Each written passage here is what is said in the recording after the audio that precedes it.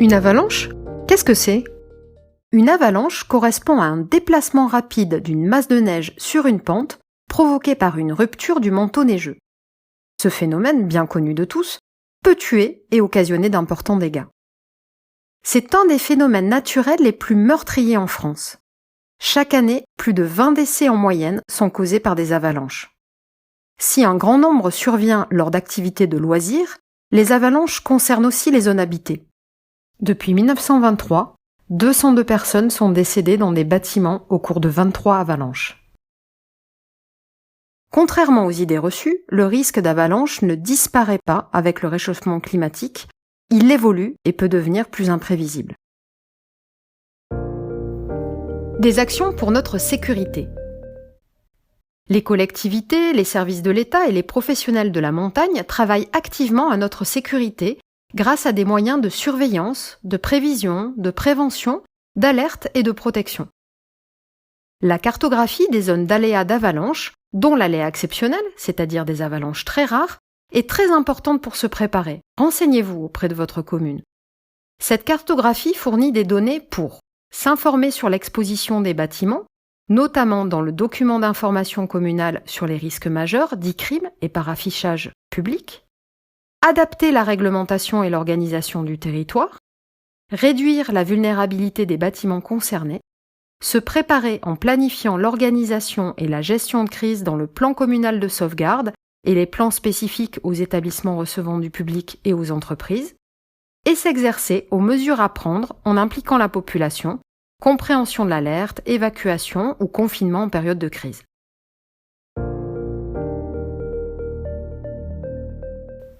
Une avalanche chez moi? Face aux avalanches, nous sommes tous responsables, en respectant les consignes pour la pratique de nos activités de loisirs et en étant des habitants conscients et informés sur le risque.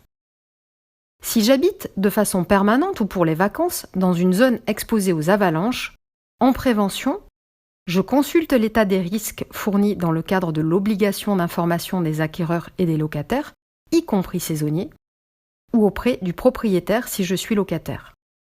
Je me renseigne en mairie sur le DICRIM, document d'information sur les risques majeurs, sur l'existence d'une cartographie à jour des risques qui permet de préciser l'exposition aux risques. Je consulte le document d'urbanisme de ma commune et le plan de prévention des risques avalanches, PPRA, s'il existe, en identifiant les mesures applicables à mon habitation.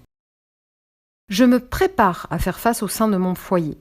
Un plan familial de mise en sûreté, PFMS, et un kit d'urgence serviront notamment en cas de confinement et d'évacuation. En prévision des consignes de confinement, j'identifie au sein de mon habitation la pièce avec la façade la moins exposée à l'avalanche.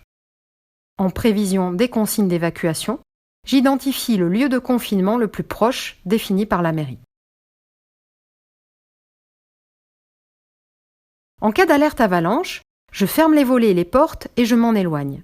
J'écoute la radio, je n'évacue que sur ordre des autorités. Après une avalanche, je m'informe en écoutant les consignes données par la radio et les autorités. J'apporte mon aide aux voisins, notamment aux personnes âgées et handicapées. Je me mets à la disposition des secours.